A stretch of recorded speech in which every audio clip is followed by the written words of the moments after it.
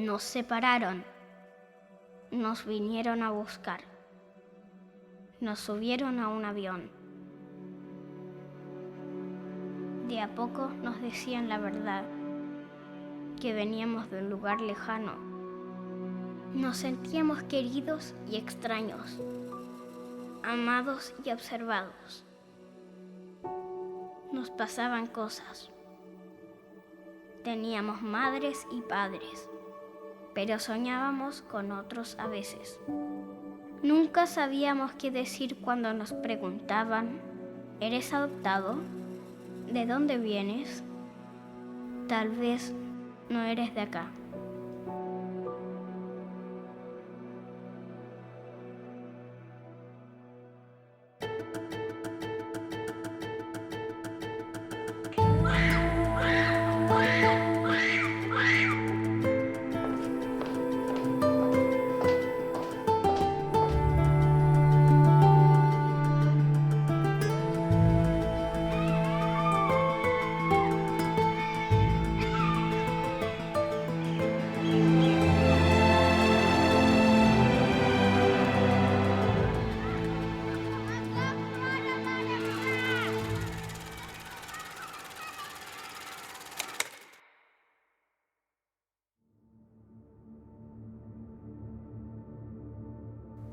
¿Aló? Hola Janet, ¿cómo estás? Bien, Sol, ¿y tú cómo estás? Bien, amiga, te quería preguntar sobre el caso de la señora Eugenia. ¿Has sabido algo? Uy, sí, mira, estuve viendo en internet y encontré algo súper interesante que tal vez podría ayudar a la investigación, pero creo que hay que ir preparándola de a poco. Mira, te mando por interno los documentos y vamos trabajando, ¿te parece? Ya, súper. ¡Aló! Hola, yo soy Sol. ¿Cómo estás? ¿Nerviosa? Sí, Sí. ya. Tranquilita nomás. Acomódense. Sí. Ella es mi mamá. De hace muchos años buscaba una hermana que nació en el invierno de 1972 en el Hospital J. Aguirre en Santiago de Chile.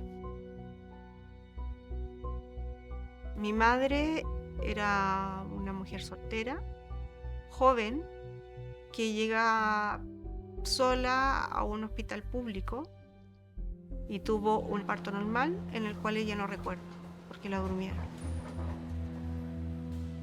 Posterior a eso, le dicen que tuvo una niña que no se la van a entregar porque va a quedar para investigación, para que ella en futuro pudiera tener otros hijos. Esa investigación nunca se la entregaron. Tampoco le entregaron cuerpo, ni un certificado de nacimiento, ni siquiera de disfunción. Y así fue pasando el tiempo y nos fuimos enterando de estos casos en donde se repetía la historia de mi madre.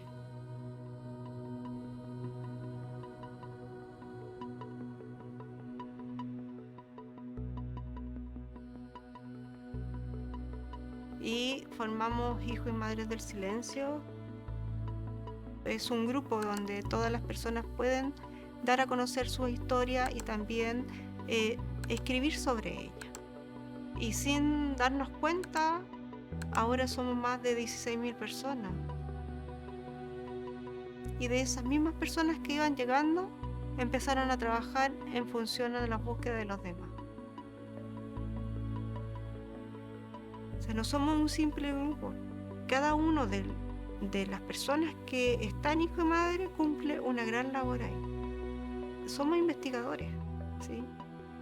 Somos investigadores.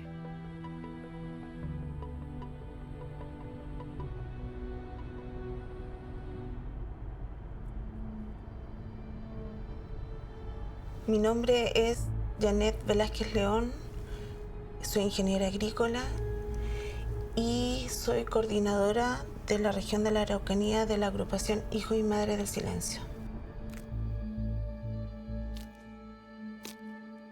Yo me incorporo a la agrupación en la búsqueda de mi hermano.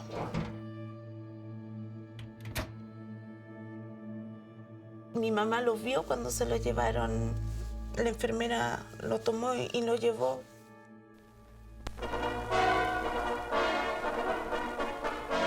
La empresa invirtió cuantiosas sumas en la construcción de un hospital que cuenta con 230 camas y que se considera el más moderno y completo del continente. 17 médicos secundados por numerosas El Hospital Royal enfermeras C. y Glover centenares de colaboradores era un realizan centro anualmente hospitalario más de 90.000 muy consultas a la gratuitas. vanguardia y además era muy y es recordado aún por el impacto que tenía en la población. Era un centro muy valorado por la población, era muy querido. Este establecimiento, modelo en su género, es una prueba más de la preocupación de China Exploration Company por el bienestar y la salud de sus colaboradores y del importante centro poblado que se ha establecido junto a la mina de cobre de Chuquicamata.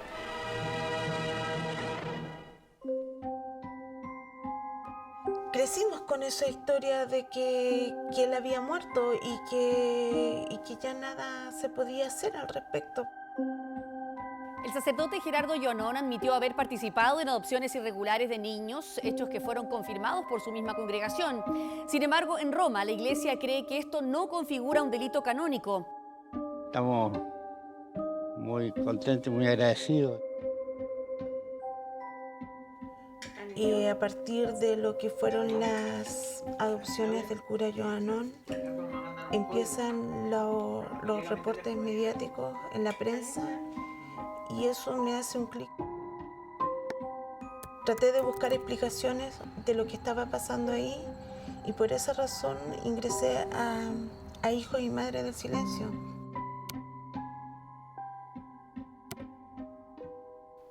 Somos mujeres buscadoras y a partir de ahí empecé con este voluntariado a favor de Hijos y Madres del Silencio.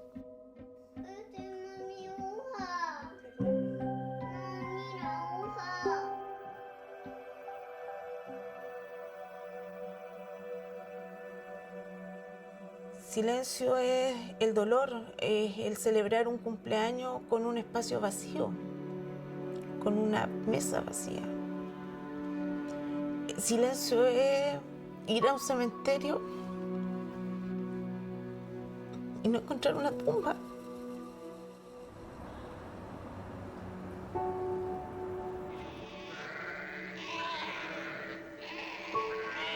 De repente la veo adulta conversando con ella y veo niños también, veo niños jugando.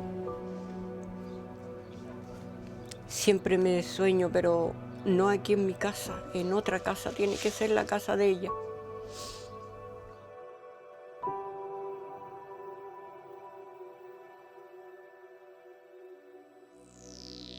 No sé dónde pueda estar, pero lo único que quiero es que ella sepa de que yo no la di.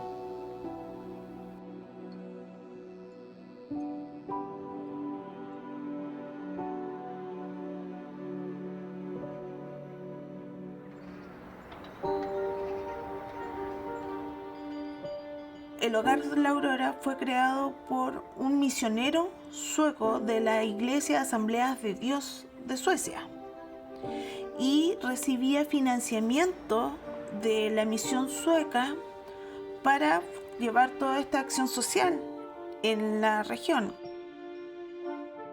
La mayoría de los chicos hasta el año 80, 82 que vienen de Suecia, todos salen del Hogar de la Aurora.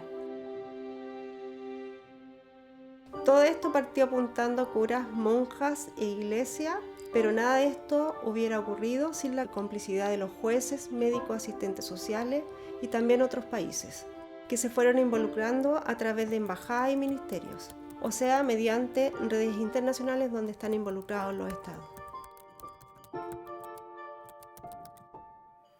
Bueno, este documento lo encontré en el fondo del Ministerio de Relaciones Exteriores y es una carta del cónsul de Chile en Estocolmo al ministro de Relaciones Exteriores. Y en este documento se señala, en atención a las adopciones, que la legalización de documentos públicos se ha podido apreciar que en Suecia se practica con mucha frecuencia la adopción de niños chilenos. En una semana se han presentado 14 casos.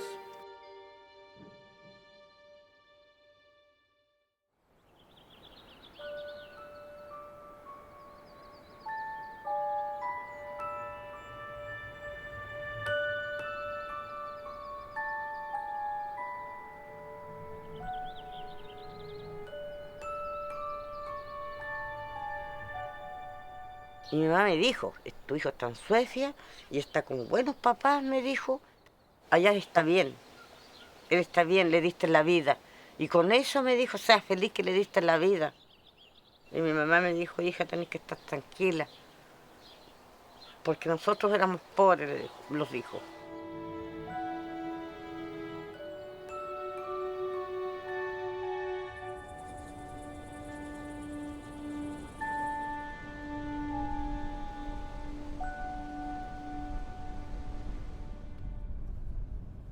Ja, men absolut. Absolut. Jag har inte... Ja, nu kör jag hemifrån landet. Men jag hoppas att det inte regnar massor i Malmö. Nej, men vi kör. Och då kör vi bara ute på Ängelholmsgatan. Ja, vi ses på Ängelholmsgatan klockan 13. Yes. Ja, bra. jättebra. Så vi så. Ja då, tack. Hej, hej, hej. Ja, hej.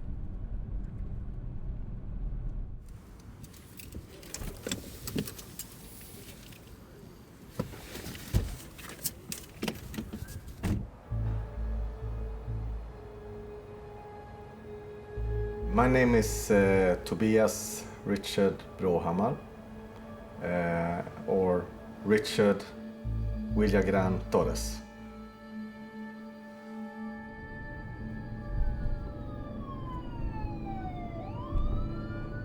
I always wanted to become a police officer. And when I started school, I felt that, okay, this is me. Sweden is like it's a good job. It's about relate to people, and there's some action too, of course. Så det är väl lite som du inledde med, Tobias, så får man ta mer övergripande frågor. Scanwich nere på hörnan har kommit igång och det märks att corona på något sätt, jag vet inte, är det helt borta? Lite i bakgrund. Lite i bakgrund, ja precis. Ja. So after 20 years in the force, I still feel that I get, the challenges I need for my personality.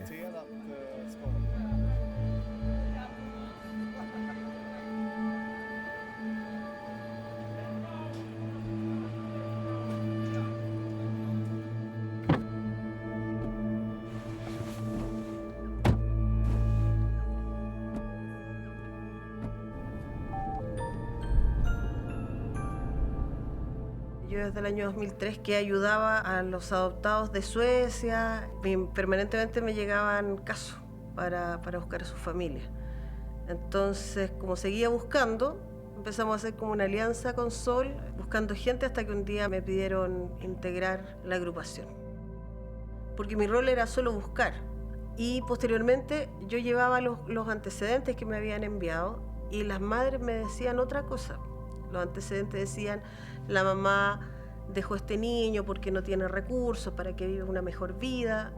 Y cuando llegaba a ver a la mamá, algunos me decían, a mí me obligaron a entregarlo, me persiguieron, me lo quitó una jueza, un juez. En otros casos, algunos no sabían que estaban vivos, pensaban que estaban muertos. Y así, distintos testimonios. Y ahí me di cuenta de que era imposible que fuera tanta la coincidencia, de que la mayor parte de los casos habían irregularidades. Y ahí empecé a investigar la historia de Suecia, que por qué a Suecia, cuántos niños se habían llevado.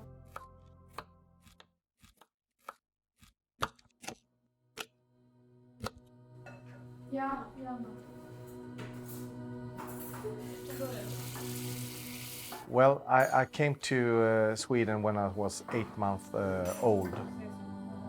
My mother met me at the airport here in Sweden.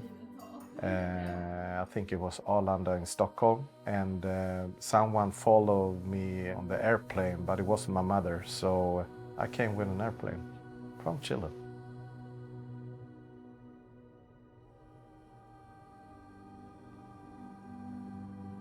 They told me I was a happy child, I had a lot of positive energy, and I was an easy baby.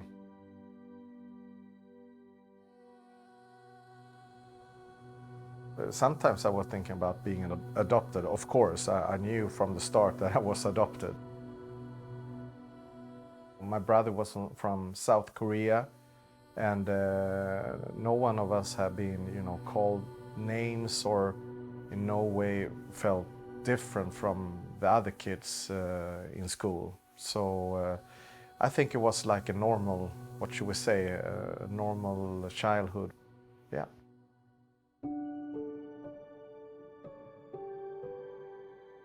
The official story, I have like some papers, some documents, and a letter from, she's called Aya, and where I was told about my history in Chile.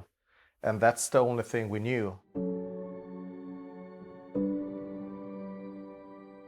My mother in Chile was poor, she was young, and the letter said that she didn't really want to have me because she was so young. Nu är ros slumrar in i bädden så fin som blomman på äng i en gungande säng. My name is in Swedish Ingrid Lovisa Leville Karlsson. And in Chile, my name is Ingrid Luisa Leville.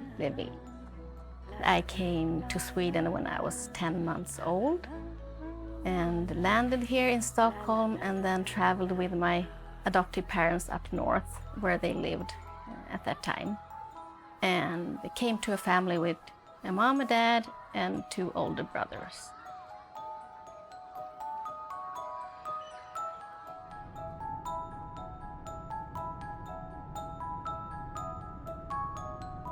I am a registered nurse, and I started to work with a lot of end-of-life care. Those people that have a lot of symptoms that is hard to handle. And then I've been working a lot with cancer patients.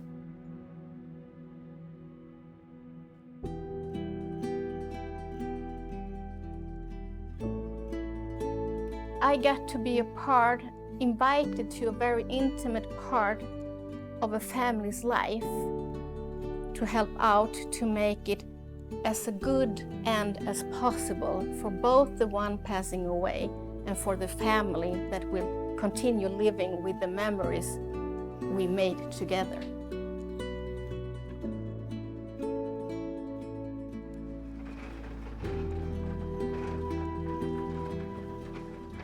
My adoptive parents, what they knew about my story in Chile is what's in my papers that I have. And it says that my biological mother couldn't take care of me, that she was a young Mapuche, and that she gave me to some woman she met at the hospital.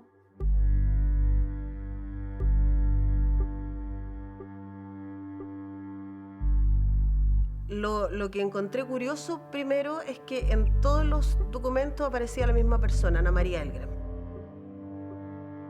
No sabía que esto estaba asociado en un principio a un solo centro de adopción.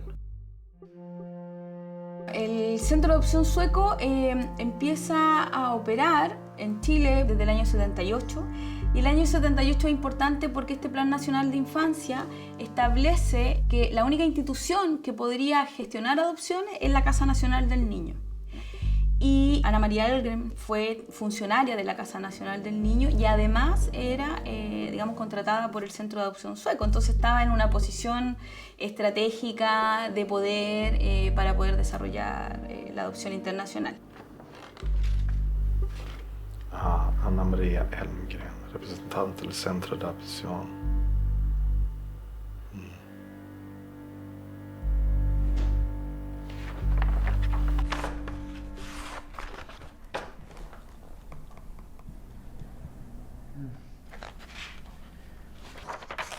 We were 30 children who were brought from Chile to Sweden.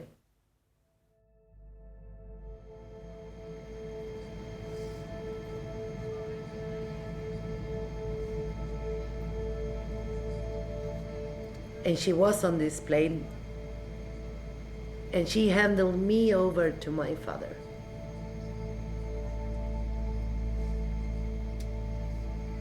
En relación a la adopción, el documento dice lo siguiente. Y en tercer lugar, matrimonios suecos conceden poder a azafatas de cualquier línea aérea comercial o a cualquier persona para que traigan a Suecia niños adoptados desde Chile en virtud de sentencia judicial dictada por tribunales chilenos. I came here when I was about 1 year old, adopted here to Lidingö from Temuco.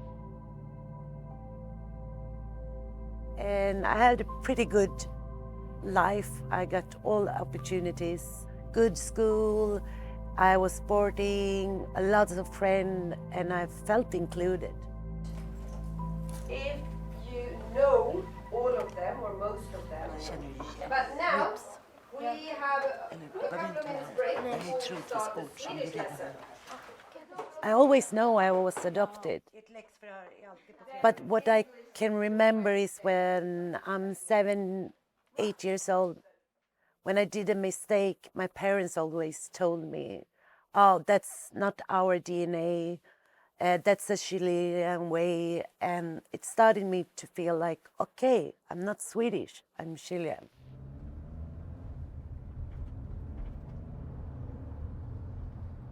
So I went to Chile and I went down to Temuco and I was knocking on the tribunal's door in Temuco and said, hello, I'm here, like, can I get my papers? Can you find my mother? Because I came to Sweden as Anna Born, so I really don't know my Chilean name. Hi.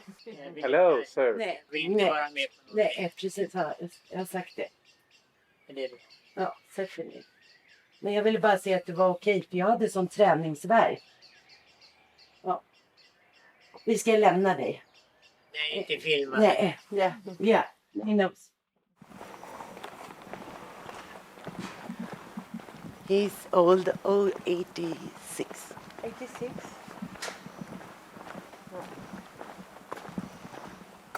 And they said, no, here's no paper, and you have to understand, you just can't come like this because your mother left you in a park. They turned everything like it was my fault. I know I had my rights to my own papers, but they said it doesn't work like this. We need permission for Sweden, we need permission from Santiago. And I got sad, I remember. I went out from that meeting and I didn't feel welcome. Med hjälp av Jeanette Vescale så har jag nu faktiskt fått fram dem för 1,5 vecka sedan, mina dokument. And suddenly, I think by Facebook, it came up that it was something about the Chilean adoptees here in Sweden. It wasn't good in the papers. If you saw these names, you should look after some address or... And I remember I went home and looked at my papers and, yeah, but this is the names, this is the address. And then I understood there's something who's not right with this. I Chile pågår en stor brottsutredning om misstänkt människohandel efter att det kommit fram att 20 000 barn stulits från sina föräldrar för att adopteras bort utomlands. Många av de barnen har kommit till Sverige. En parlamentarisk utredning. Then about a year ago in May last year, I was by accident listening the news on the radio. And they said something about irregular adoptions in Chile to Sweden between 1970 and 1990. And I was like, wait, that's me. Why haven't anyone told me anything about this?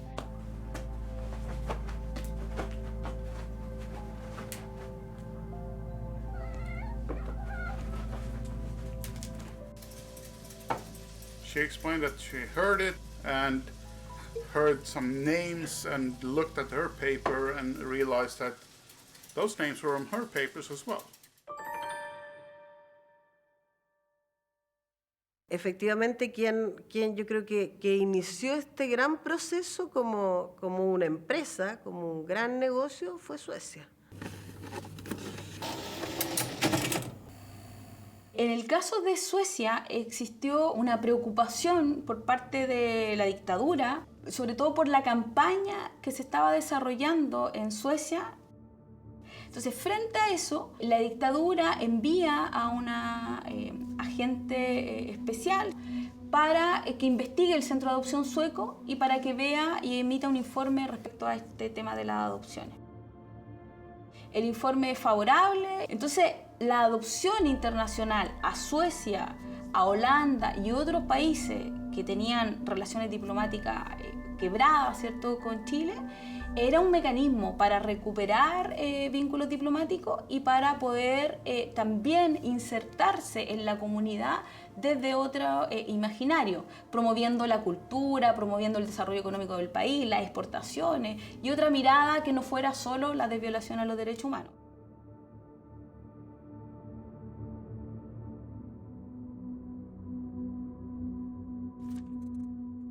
Se señala lo siguiente, comillas: creo también que la proyección de películas en Adoption Centrum a familias postulantes, entre paréntesis, hay una lista de espera de cerca de 4.000 matrimonios, cierra paréntesis, podría tener un efecto positivo sobre la imagen de Chile.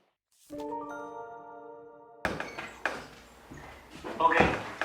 Hola Chile, hola Suecia, hola a todo el mundo que nos acompaña. Hola hijos y madres del silencio. Un gran abrazo al equipo central y a cada una de las madres buscadoras. Un saludo para Chile Adoption. I decided to get in contact with Adoption Center after I heard this news. My first call, they said, no, you should not trust the media because this is just something now. If you want to talk to us.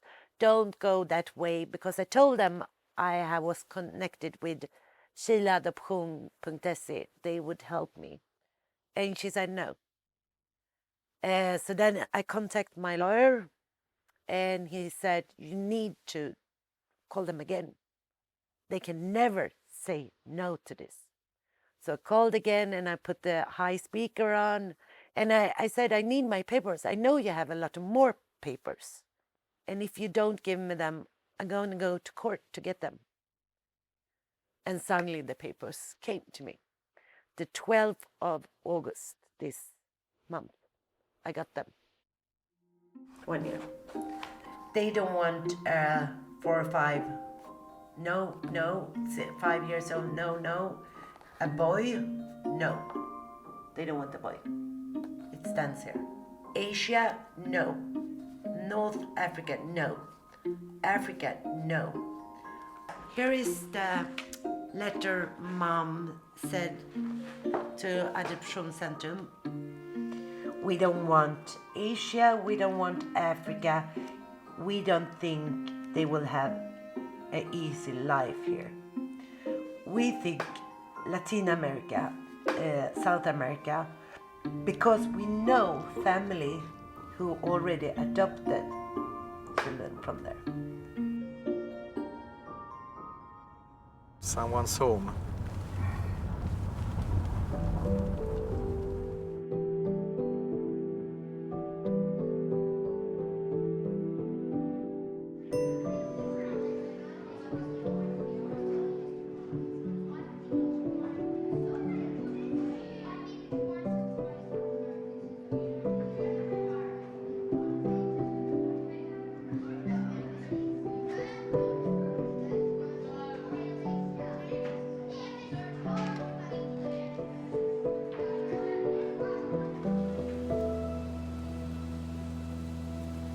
You were thin, but you liked food and you were well happy. Yeah. So you were just a little thin. Okay. And you picked me up at Arlanda? Yeah. Was it the same with Truls? Yep. No. No. He came all the way to Visby. Yeah, I came all the way to Visby. That is probably the first picture here. This is beautiful picture of that you knew then. Yes. So I can tell you about. He always wanted attention, and when he didn't get the attention, he started to do the most annoying things just to get attention.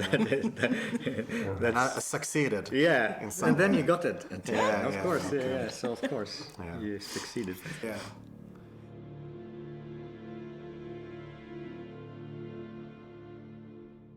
Käraste Helena. Rickard Wilson Villagran Torres åker hem imorgon. Hem tillsammans med lilla fröken Hall, som i likhet med Rickard kommer från södra Chile och som liksom han varit föremål för behandling i rätten i Temuco. Han kommer egentligen från en stad som heter Lautaro och som ligger en 3 mil sådär utanför Temuco. En liten ful vilda västern-liknande stad med låga, nedgångna, omålade trähus.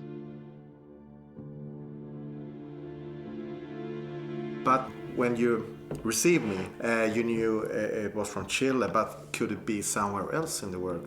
Yes, when I applied for a child, my application was from anywhere. Okay, from anywhere. Yeah. I didn't have any preferences of sex or country. Jag förberedde domaren lite smått på att jag gärna skulle vilja att en ensamstående tandläkare skulle få adoptera honom. Fick ett preliminärt jakande. Tog Rickard med mig till Santiago till min doktor. Timmarna innan jag gav mig iväg till flygfältet satt jag på golvet med telefon i handen för att klara av det lilla problemet med Rickards inackordering. Could you tell me who is who? This is me, and this is my sister, my big sister. And this was exactly what my mother wanted me to look to similar her. And that's so funny that I then exist and get adopted. Because we are really look like each other. So, and I think I'm happy that my mom is not alive, because she would never like this. She would have told me it was like that in that time, and you should not dig in something that you should be happy. So, but now she wouldn't have liked this at all. But so they just gave him to you, or what happened? Yes, they came with it. You know, they checked very carefully who I was and that I was the right child. And then they told us about the trip and that everything was okay. They didn't have any problems, and he'd been good, and hasn't been unhappy at all. Yeah. But now I got some questions too. You know, so you received me. Do you say received? You received me. Yeah. And you okay, here's the kid. And then you just... I had a baby lift. Yeah, lift. A lift to put. And then I had it was in the evening, I had a booked hotel room to Stockholm. Slumra in i bädden så fin som blomman på äng i en gungande säng. La la la. I know I didn't look like my parents or my brothers, but that didn't bother me. And I think that I was born with a inherited immunodeficiency and was hospitalized a lot. So people were thinking more about my health than my looks. I think the first time I remember someone saying something more discrimination thing is when I was in high school. And we were out walking, me and a couple of friends, and some unknown man that had been drinking a little bit too much that day looked at me and shouted, "Go home to your country, you blackhead." That was the first time. And I think my friends were more upset than I was, because I thought he doesn't know what he's thinking about. He doesn't know my story, so.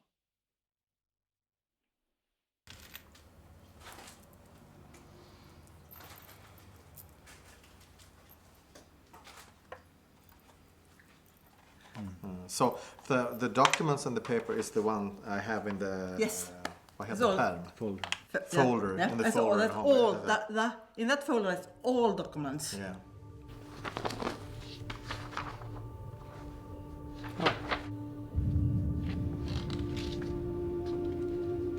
It's the first time I really read all of it in some way.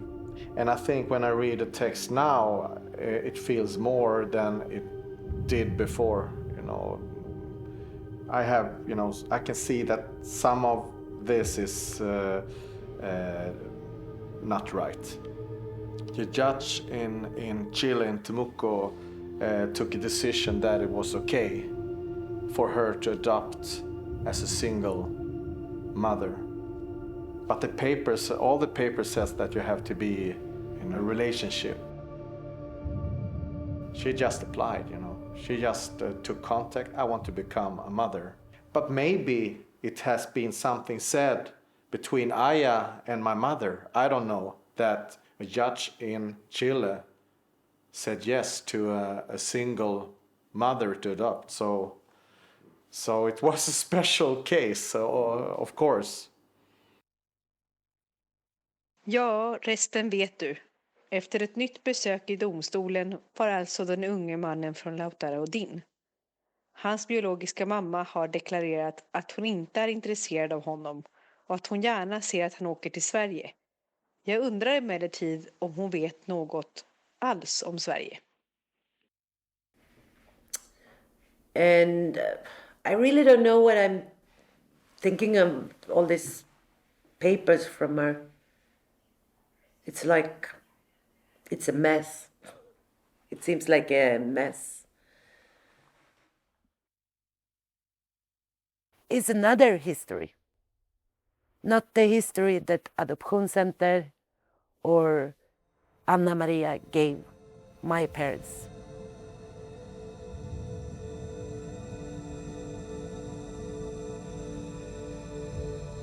Tatjana was on this plane too. Tatiana Roman. Yes.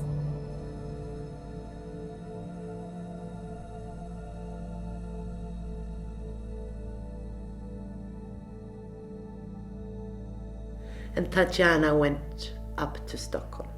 We have pictures of it. This is me at Arlanda in December.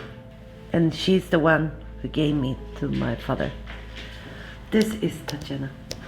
And this is 2 months later, this party at my house.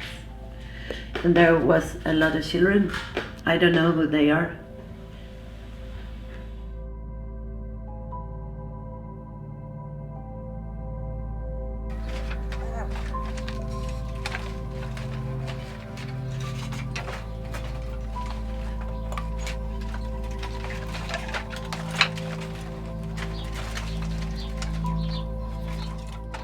Yo lo vi, para mí fue al cielo y volví. Lo peinaba, que nació con el pelito paradito, así rubiecito. De verle sus ojitos lindos que tenía, azulitos, que los tenía azules, Richard. Esas cosas no se olvidan jamás a una mamá. The search for my biological mother started a year ago, but she's always been on my mind. You know, I have been looking at some social medias, looking for her name on the internet. And then I didn't know about, I heard about the stolen children from Chile, but I didn't know more about it. But when I started to check on internet again, I read some stories on a Facebook group, and I just related, you know, that story. That's my stories. So I realized that I wasn't alone.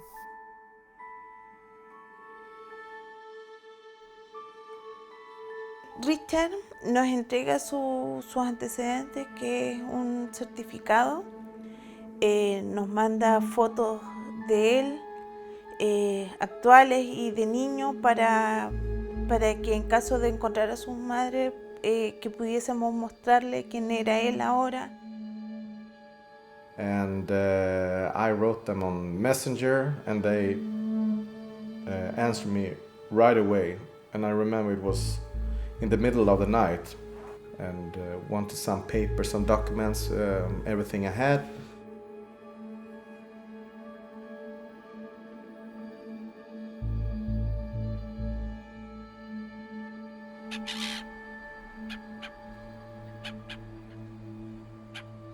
One night, because I'm a night person, I sent the message to the organization, and I thought, well, I might get an answer the day after or so. And in 5 minutes, someone answered me. So I sent them to her, the papers I have, and she helped me to translate and read through. And I started to realize that things weren't as they should be.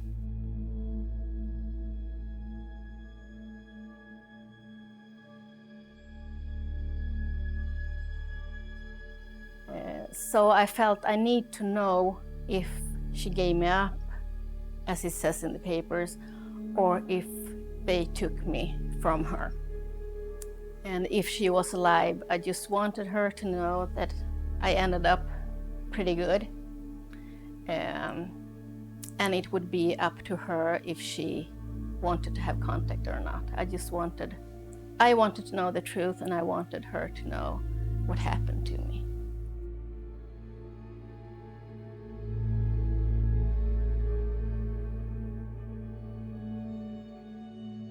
Uno enfrenta a una mamá con mucho nervio, con mucho temor, porque no sabes a lo que vas preparada, no sabes con qué te va a enfrentar o qué fue lo que vivió ella. No sabes si es que va a acceder a un reencuentro o no. Aló. Aló, buenas noches. Buenas noches. Señora María. Sí. Hola, ¿usted habla con Janet Velázquez? Yo soy de la agrupación Hijos y Madre del Silencio. Ya. Yo ayudo a personas, nuestra agrupación ayuda a personas que fueron adoptadas en el extranjero a buscar sus orígenes acá en Chile. Ya. Y bueno, hace un par de días un chico llamado Richard Wilson se comunicó con nosotros para buscar a su familia acá en Lautaro. Y entiendo que podría ser usted. Sí, yo creo que sí. Le está buscando, pues.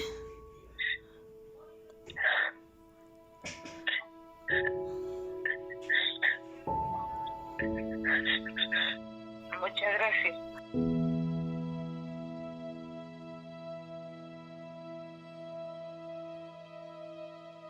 The thing was that I got a message on my telephone.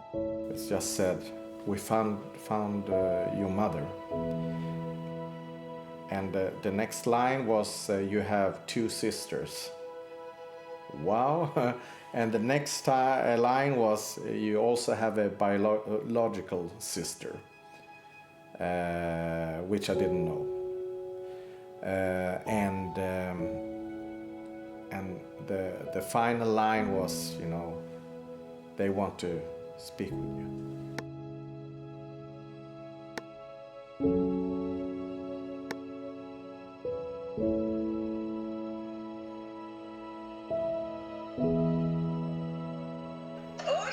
Hola familia, hola mamá, ¿cómo está?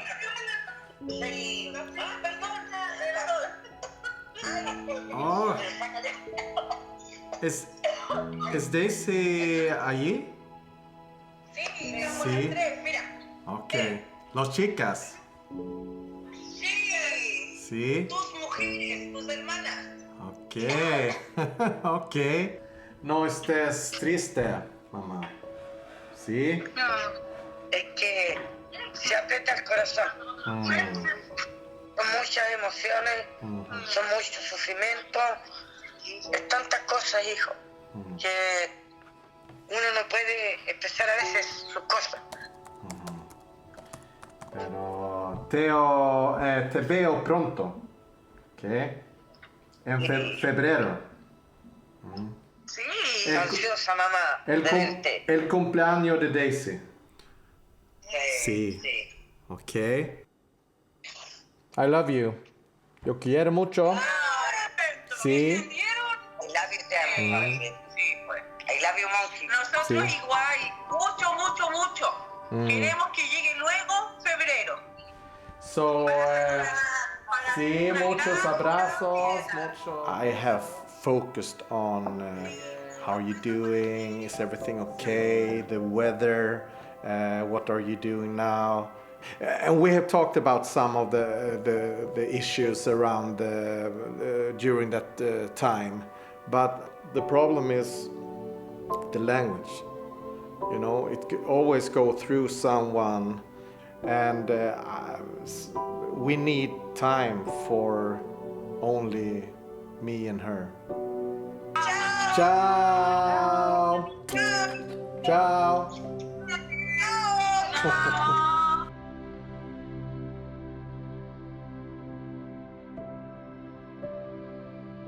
And then Jeanette asked if I wanted to have a video meeting with my mother because she wanted to have one with me. So we decided the day after, and those 24 hours was the worst in my lifetime. So it was me, my little sister that I have in Chile, and my biological mom, that first call. And I really don't remember, but my husband says that when our first meeting, we were just sitting quiet and looking at each other, because it was so awesome to see how she looked like and where I came from. I think she's beautiful. She's like the best. I felt afterwards, I got a calmness within that I've never felt before.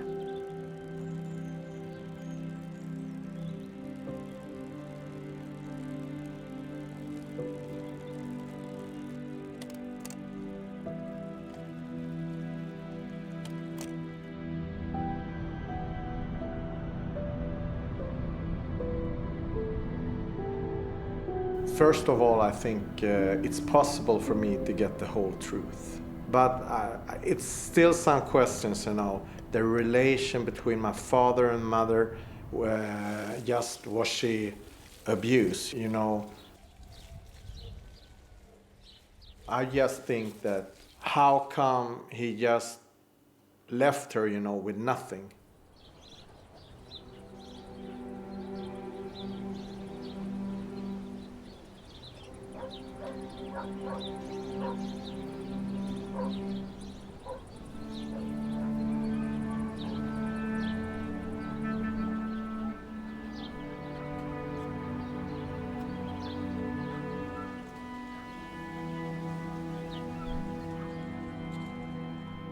I don't think you're happier if you have a lot of stuff, good education and everything. I got everything else, but I didn't get love. And I would ask her, what do you compare, love or stuff? For me, it's love. It's the most important thing.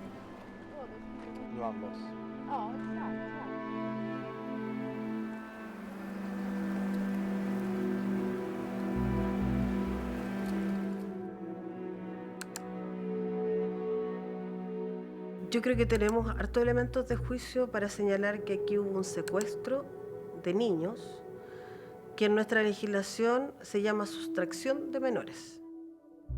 Pero además está dado en un contexto efectivamente de una organización criminal transnacional. Los requisitos para que esto ocurra son que haya una organización que tenga jerarquía y que estén claras las funciones de cada uno. Segundo, que ocurra en más de un país. Tercero, que haya un delito grave, como es el secuestro de niños. Y por último, es que el fin sea obtener dinero a costa de esto.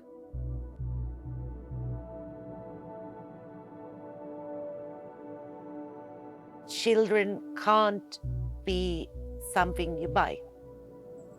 My parents paid a lot of money in that time. to get a child. And Anna Maria and Tatiana today are rich women, and this was a business for them. It never was about saving us or helping us. This is a business, and no children could ever be bought. Entonces hoy día tenemos unas verdaderas organizaciones criminales transnacionales que operaron, pero que además operaron con agentes del Estado. Y ahí cambia la figura, lo que hace que esto sea algo muchísimo, muchísimo más grave y más grande.